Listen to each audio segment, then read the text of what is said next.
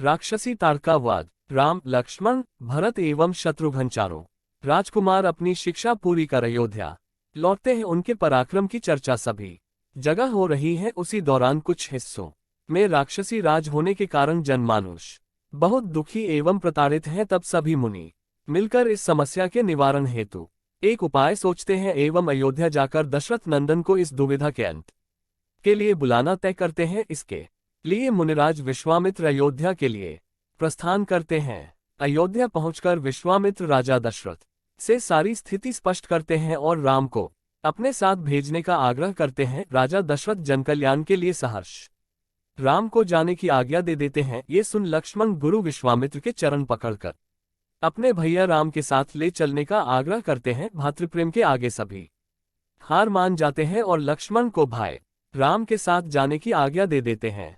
सुबह के समय राम, लक्ष्मण एवं मुनि विश्वामित्र नदी के किनारे पहुंचते हैं। दो राजकुमारों को देख सभी मुनि विश्वामित्र से उनका परिचय जानना चाहते हैं। तब विश्वामित्र सभी को बताते हैं कि ये दोनों अयोध्या के राजकुमार हैं। उनकी बातें सुनने के बाद वहां के लोग उन्हें नाव देते हैं और कहते हैं कि वे इस नदी को इसी नाव से पार करें। मुनिराज सभी को धन्यवाद देते हैं और नाव लेकर निकल पड़ते हैं। किनारे पर पहुंचने के बाद उन्हें एक घना जंगल मिलता है। तब राम विश्वामित्र से पूछते हैं, गुरुवर, यह कैसा घना डरावना जंगल है जहां चारों तरफ खतरनाक जंगली जानवरों का शोर है। अंधकार इतना अधिक गहरा है, पेड़ों की घनी शाखाओं के कारण सूर्य का तेज प्रकाश भी यहां तक पहुंच नहीं पा रहा। क्या नाम है इस डरावने जंगल का? विश्वामित्र उत्तर देते हैं, हे राम, जहां तुम इस भयावह जंगल को देख रहे हो वहां कई वर्षों पहले दो समृद्ध राज्य करूप एवं मालदा हुआ करते थे। वे दोनों ही राज्य बहुत संपन्न थे,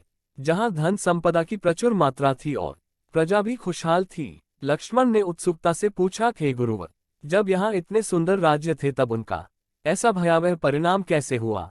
विश्वामित्र ने बताया, ये सब संपन्नता यक्ष की पुत्री तारका ने समाप्त की। उसने इस सुंदर जगह को एक भयानक जंगल बना दिया। तारका एक साधारण स्त्री नहीं, बल्कि दानव सुंद की पत्नी एवं राक्षस मारीच की माता एक राक्षसी है, जिसमें 1000 हाथियों के समान बल है, जिसके कारण उसने और उसके पुत्र ने इस जगह पर बसे सुंदर राज्यों को उजाड़ दिया और यहाँ के नागरिकों को मार डाला अथवा अपना दास बना लिया। तभी से इस जगह कोई आने की हिम्मत नहीं करता और अगर कोई गलती से आ भी जाए तो यहाँ से जिंदा वापस नहीं जाता। यही कारण है जो मैं तुम दोनों को यहाँ लाया हूँ। अब तुम ही इस राक्षसी तारका का वध कर सकते हो। तब आश्चर्य के भाव के साथ राम पूछते हैं, गुरुवर, एक स्त्री में तो सदैव कोमलता के भाव होते हैं, उसमें ममता और उदारता होती है, फिर क्या कारण है जो तारका में हजारों हाथियों का बल है और वो उसका इतना भयानक उपयोग कर रही है? विश्वामित्र कहते हैं, पुत्र राम, तुम बिल्कुल सही कह रहे हो। इस सब के पीछे एक बड़ा कारण है। बहुत समय पहले एक सुकेतु नामक यक्ष था, जिनकी कोई संतान नहीं थी, इसलिए उसने ब्रह्मा जी की कठोर तपस्या की, जिससे प्रसन्न होकर ब्रह्मदेव ने उसे एक कन्या संतान के रूप में दी। सुकेतु ने ब्रह्मदेव से अपनी संतान के लिए 1000 हाथियों जितना बल मांगा और ब्रह्मदेव ने उसकी इच्छा पूरी की।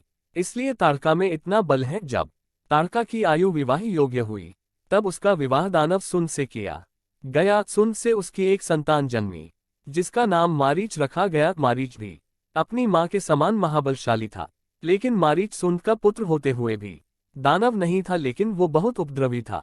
वो ऋषि मुनियों को बहुत प्रताड़ित करता था। उसके इस कृत्य के कारण मुनि अगस्त ने उसे श्राप दिया और उसे एक दानव बना दिया। ये देख सुन को क्रोध आया और उसने अगस्त मुनि को मारने हेतु उन पर आक्रमण किया। सुन के आगे बढ़ते ही अगस्त मुनि ने उसे अपने श्राप से भस्म कर दिया। अपने पति की मृत्यु को देख तारका क्रोध से भर गई और अगस्त मुनि पर आक्रमण कर दिया। तब मुनि उसे भी श्राप दिया और उसके सुंदर कोमल शरीर को भयानक कुरूप बना दिया।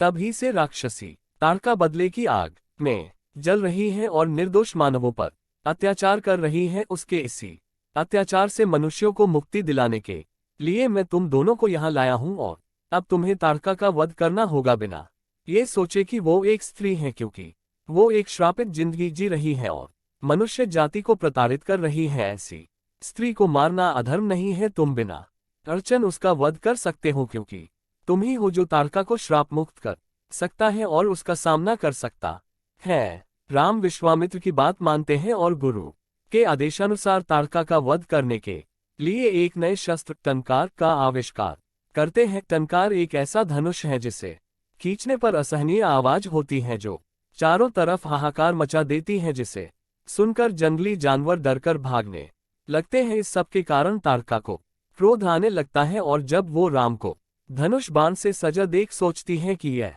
राजकुमार विश्वामित्र द्वारा लाया गया है, इसलिए अवश्य ही मेरे साम्राज्य को तबाह कर सकता है। वो तेजी से राम के उस शस्त्र पर झपटा मारती है। उसे देखकर राम लक्ष्मण से कहते हैं, लक्ष्मण देखो, यह एक राक्षसी है जिसकी काया इतनी बड़ी है और कितनी कुरूप है। यह मनुष्यों को मारने में आनंद अनुभव करती है और उनके रक्त का सेवन करती है, इसलिए सावधान रहो और देखो मैं कैसे इसका संहार करता हूँ। अपने विशालकाय शरीर के साथ ताड़का राम और लक्ष्मण के आसपास घूम रही है।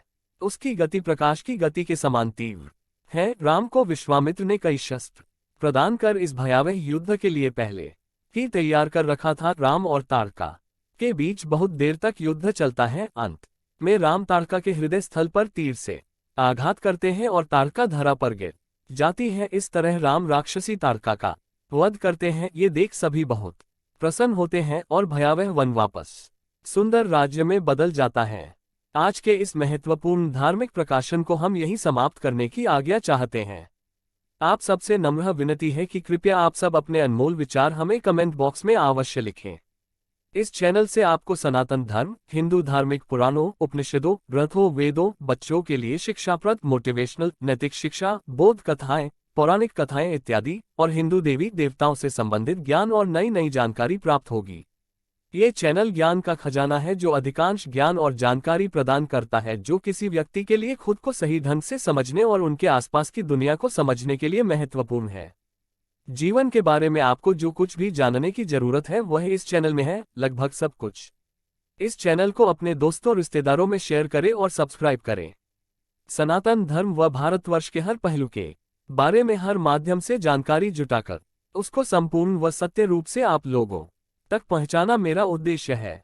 यदि किसी भी विषय में मुझसे किसी भी प्रकार की कोई त्रुटि हो तो कृपया इस लेख के नीचे टिप्पणी कर मुझे अवगत करें।